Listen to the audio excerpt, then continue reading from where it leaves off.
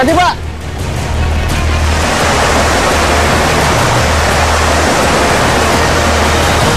Jauh-jauh datang ke pulau, Lawan ombak juga. yang dicari tuh ini, cucuk manuk.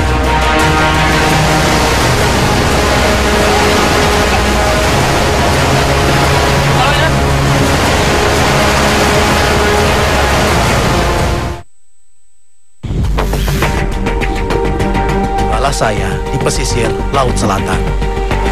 Laut di depan kami terkenal dengan ombaknya yang deras. Ya, laut yang merupakan bagian dari Samudra Hindia ini sejak zaman dahulu terkenal susah ditaklukkan oleh para laut mancanegara seperti armada Inggris, Portugis, dan Belanda. Pemirsa, saya bukan sedang cari masalah di Laut Selatan ini, tapi saya bersama nelayan dari Kecamatan Munjungan di Trenggalek ini sedang berusaha mencari lobster. Nah, dimulai dengan mencari umpannya, lalu nanti kita akan nyari titik mencari lobster, dan memang medannya luar biasa menantang. Lobster bukan pekerjaan mudah. Tempat hidup hewan krustasea yang berada di sekitar karang-karang terjal menjadi tantangan tersendiri bagi Pak Nur dan para pemburu lobster. Nyawa adalah taruhannya. Ombak besar siap melepaskan mereka.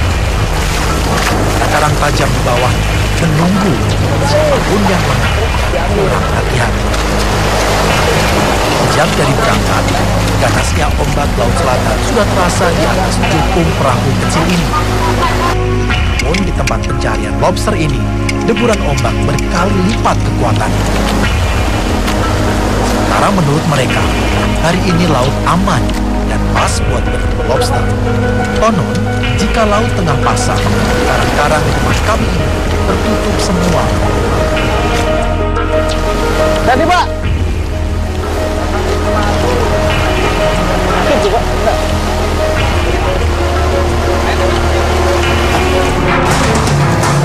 Jika dengan cukung kecil ini sudah membuat saya cemas dengan keselamatan saya, maka saya tak bisa membayangkan risiko nelayan yang hanya membutuhkan rakit. Sampai di tepi karang, saatnya kami mencari umpan lobster. Umpan lobster adalah kerang-kerang kecil. Pak Nur dan nelayan harus hati-hati, karena kadang kerang yang tajam bisa menggores kaki dan tangan mereka. Umpan telah siap. Saatnya umpan dipasang ke dalam lengker. Lengker adalah alat andalan Pak Nur untuk menangkap lobster. Bentuknya dari kecil berkerangka lingkaran dengan batu sebagai pemberat. Umpan sudah terpasang, nelayan harus segera memasang lengker ke sela-sela karang di dasar laut. Sembarangan pasang, harus tahu lubang dan jalur mana yang dekat dengan lobster. Bukan cuma satu, Pak Nur membawa 4 lengker untuk dipasang.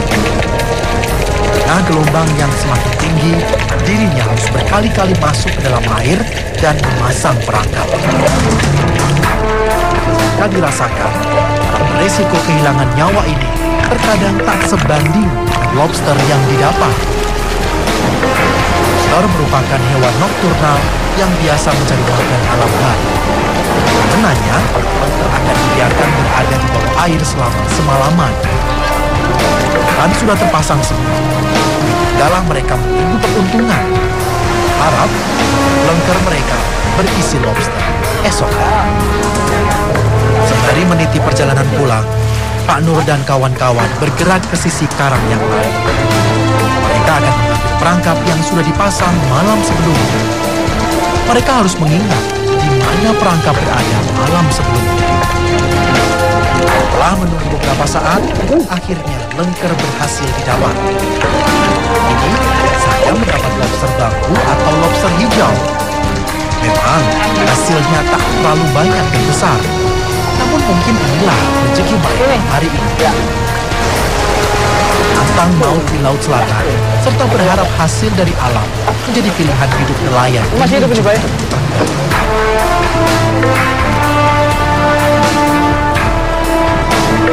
Kenapa nggak nyari ikan aja sih, Pak? Kenapa milih nyari lobster kan? di laut kan mungkin lebih ombaknya nggak seganas yang di depan karang-karang ini loh. Betul. Kan kita kalau ngambil lobster, ini kan kita biarpun hasilnya lobster itu sedikit, hasilnya itu kan lumayan dibandingkan ikan. Ikan kita ngambil dapat seperahu, hasilnya kan sedikit. Nelayan sebenarnya berharap lobster mutiara yang mereka dapatkan karena harganya yang sangat tinggi. Ternyata lobster mutiara makin susah dicari. Kecil, laki-laki, perempuan, lobster itu tetap ada yang ngambil? Iya. Oh, berarti tetap diambil juga sama Ya, Bapak? diambil. Tapi laku? Laku. Laku? Laku semua.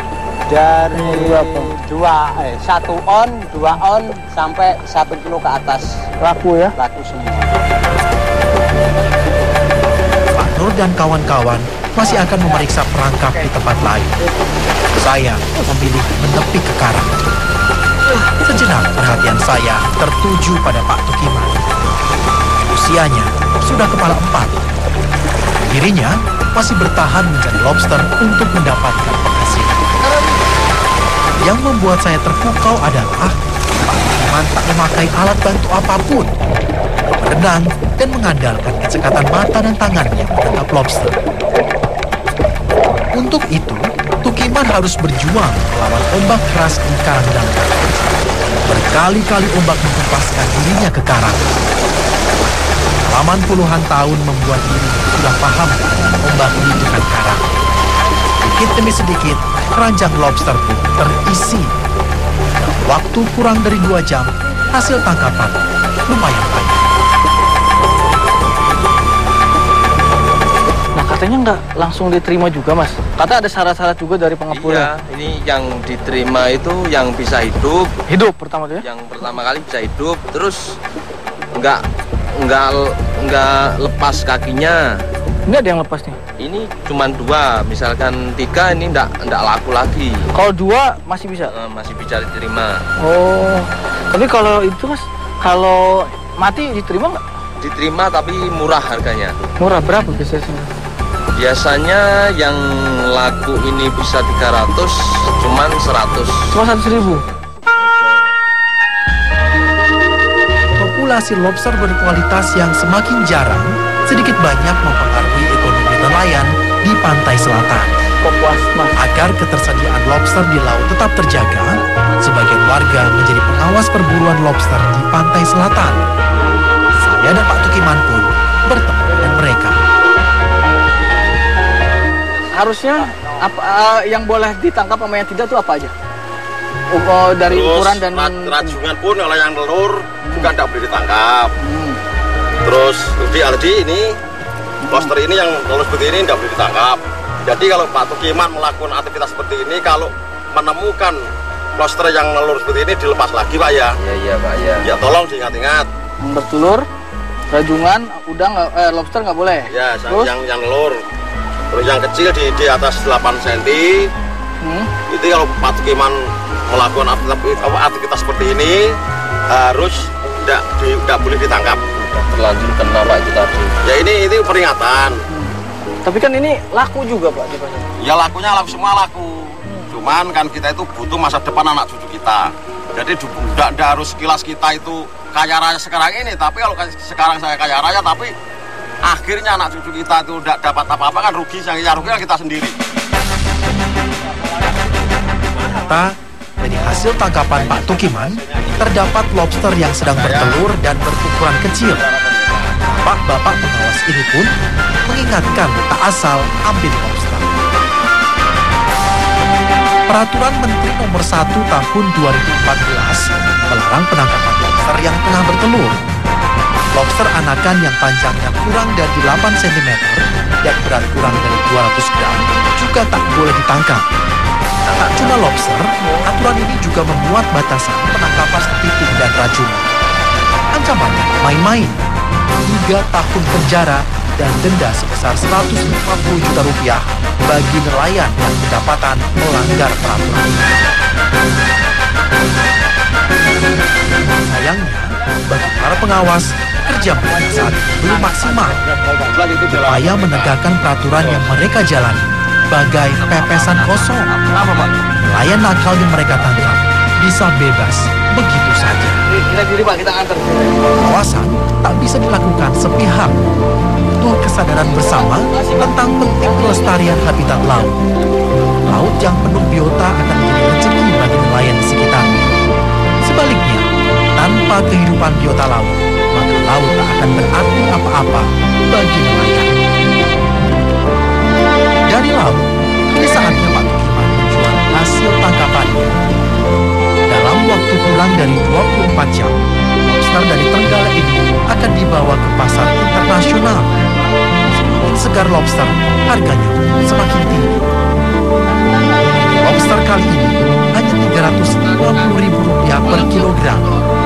Ternyata, pasokan dari negara lain masih cukup penuh di pasaran. Di sini, saya baru mengetahui pengawasan lobster tak berhenti di laut. Namun sangat berhati-hati lobster nelayan. Sanksi keras terhadap para penjual lobster yang dilarang bisa membuat usaha mereka meningkat. Lobster bertelur yang masuk terpaksa mereka kembalikan ke laut. Aturan ini tidak main-main. Beberapa pengepul sudah merasakan kerugian besar akibat mengirim lobster yang di luar ketentuan. Sejak kapan nggak boleh itu? Bentar Pak, bulan-bulanan. Dari pas baru ini Menteri Susi ini. Nggih.